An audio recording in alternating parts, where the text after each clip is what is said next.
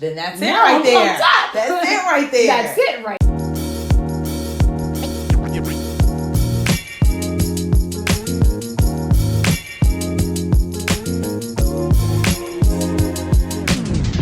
All right, so this is Untapped Potential of a Stay-at-Home Mom, back again with Sajata from Cocolene, and we're going to be talking about skincare this time. This time we're talking about skincare and just skincare. Okay. I want Sajata to look at the products that I use and talk about them, and then talk about her products and how I should implement them in my day-to-day face cleansing routine. Okay. So I wear a lot of makeup. Y'all know I'm a true Texas girl. So I do the most unhealthy practices sometimes, which we talked about. But I did get rid of the alcohol pads a couple of months ago. Okay.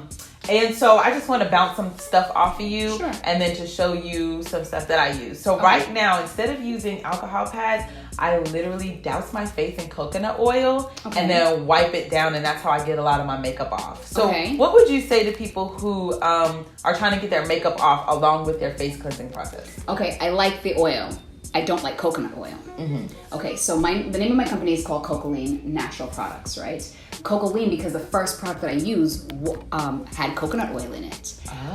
And I started to put it, I fell in love with coconut oil, but also slathering it all over my babies. And so my 7-year-old at that time, she started getting pimples on her forehead. And 7-year-olds don't get pimples. Yeah. So I knew immediately coconut oil is not for anybody. A little deeper research, coconut oil is comedogenic, meaning that it clogs pores. Oh, really? Like even on your arms? So on your body, it's fine. Okay. On your body, it's okay. Okay. But for our face, it's not the best thing. Especially for oily skin, run. Dry skin, you may not see it, but there's so many other oils to use other than coconut oil. Okay. Sunflower is great. Grapeseed's awesome.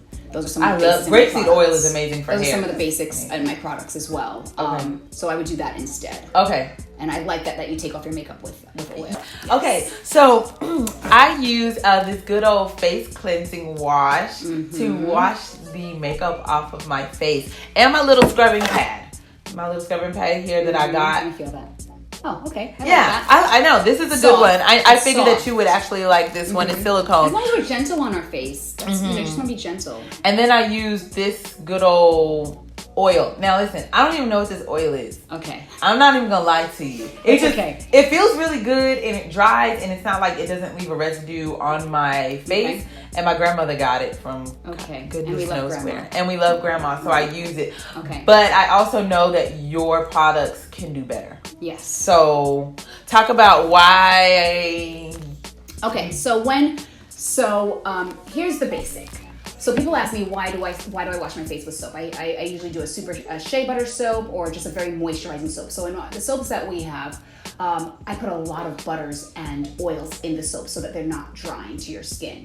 Why I shy away from face wash is because, well, I'm a 5-year-old company, but preservatives that you have to use with liquids are expensive. And if it's not a preservative that is safe for us, not found in breast cancer, then it's cheap and it's in everything, but it's found in breast cancer. Right. So why am I putting that on my face twice a day? I got you. Yeah. Right. So that's the first thing. Now, going back to basic face wash. Now, say you have a good basic face wash. So the price will be a little bit higher because they should be using a good product, a good preservative. Okay. Right. The preservative matters. Preservatives matter. Obviously, the parabens are what you want to stay away from. You've heard there's a company that say they're naked, but they have fragrance and parabens. So these are the things that drive me to educate people on reading your labels. And you don't have to know a whole lot, but you can just look for fragrance and know that that's not for you. Like that's not for anybody. It does not belong on your face, your skin, your anything. And it's banned in it's banned in everybody. Yes, exactly. On anything. Exactly. In a plug-in, which we got out of her house.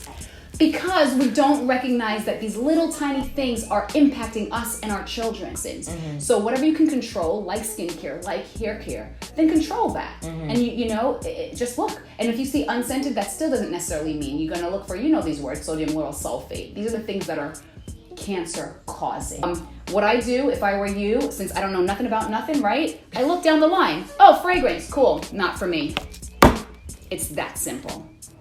It's the last one on the list. It'll always be the last one on the list. It sure does say fragrance right there. Sure does say fragrance right there. And so know on your ingredient list, what is on the top is what's most in your product. So most of the time you'll see water. So you're buying water with some stuff and fragrance. So this Peruvian tar seed doesn't matter. So this is the thing. It doesn't matter if it has acai and it has tea tree and it has all these beautiful, amazing ingredients to then have fragrance to kill yourself. Why? Like, you know, my cupboards were packed of products. All of our cupboards are packed of products. Right, yeah. And I was like, I don't know what to do. I don't even want to throw this away. Do you know how much money? Your heart hurts. Your heart hurts. Even though I'm not even using half of them because I already bought new stuff. Right. My heart hurts. And I told my husband, I'm like, I can't get rid of this. You know, I can't do it. I'm just going to give it to a friend. And he was like, oh yeah, you just want to kill a friend instead? And I'm like, oh, okay. So they have to go. So they have to go in the trash. They are garbage. So what you do from here out, you just don't buy them anymore because our dollar speaks. So talk about Cocolene and and the skincare routine. Okay, so skincare started about I'm 43 now, so it started when I was 37. Before that, I was doing eczema and just body care products. And then when I ended up with wrinkles on my forehead because somebody told me black don't crack, which was a lie. Then I was like, okay, if I can handle eczema, I can handle wrinkles. And so what I did was just do research on what minerals and nutrition our skin needs. And I have 2 ingredients. Well, I'll take it out of the bag. So this is Sasha's bag, actually. My bag. She has some Derma Relief for her little baby. This is her toner. Oh, and I actually came up with a different way of using our skincare very recently. Oh, yeah? Yes! Like it just dawned on me. Let's see what we got in here. Okay, we got a lot of tricky goodies. Okay, so first we're gonna wash with our soap, right? So this is an oat milk soap. So I like to use a 1 bar in the morning and 1 bar at night, different bars, just to trick my face into pretending that I'm using different products. So I'll use like something very moisturizing in the morning, and maybe if you have oily skin or combination skin, you're gonna use something that's not as moisturizing in the evening. So you're gonna wash, and then usually I wash, tone, and moisturize. Okay. I, in the past month, have changed that to wash, moisturize, and tone. And I'm saying this for my products, not for everybody else's products, but the ingredients that I use in my products, I have 2 that are pulling hydration and water from the air into your skin. Right.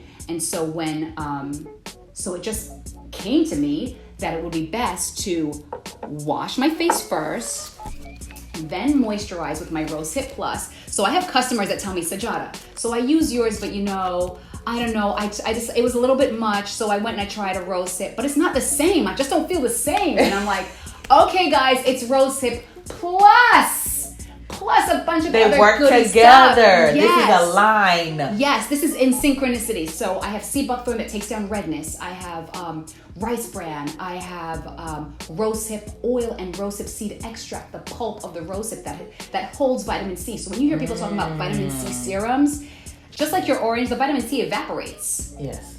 But in the rosehip, it stays, which is why people like the rosehip, right? Okay. So, and then the sea buckthorn is very high also in vitamin C. But I have hyaluronic acid and squalane, pulls moisture from the air into our skin. So I wash, and then I put my moisturizer, and then I do my rose water, lavender water toner. This has witch hazel. And all of my friends have talked about this toner. So people I was don't know. They're like, Sajata, I want your glow. And they're like, I'm going to do the moisturizer. And I'm like, you don't want the toner?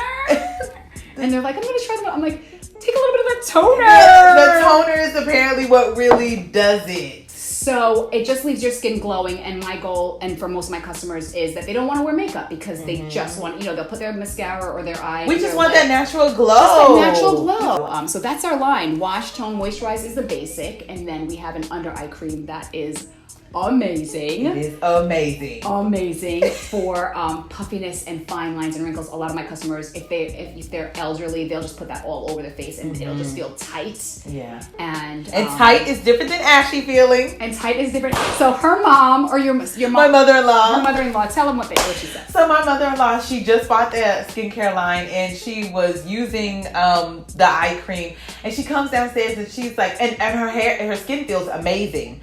And she's like, Tasha, my skin feels tight. I just want to put lotion all over my face. And I was like, do not put lotion on your face. You will defeat the purpose. You asked me to make your skin tight. You want to look young, right? You have to keep it tight. I was like, is it ashy or is it tight? Is it dry or is it tight? dry? There's a difference between the two. Right. So, why? Because I did have this question. My mom and my mother-in-law both asked this question. Why would you put the moisturizer before the toner when everything that you know, every Since other we line were kids, is wash, tone, moisturize, which is how I created the line. Okay. And like I said, like it just dawned on me. Sometimes I get these epiphanies. Well, I'm realizing, because of my products, not everybody else's, because of the ingredients that I'm pulling hydration. So it's the hydration that actually plumped up my lines. Why you can't see this big thing in the middle of my forehead. Why you can't see my wrinkles, because of the hydration. It's water plumping my skin up.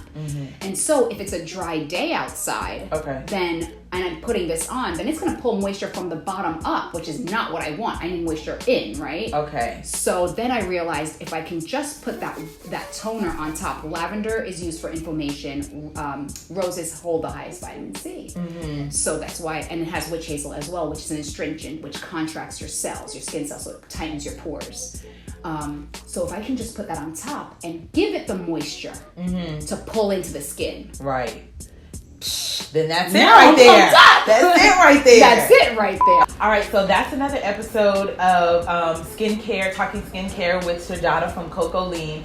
I hope you guys learned a lot. She definitely taught me a lot, and I'm so grateful that she's being so gracious and gentle with me as I'm in my learning process. So if you guys have any questions, you can leave them in the comment section, or you can go to Cocolene.com and you can just email me there, or go to our social handles at Cocolene USA. Thanks for watching. Bye.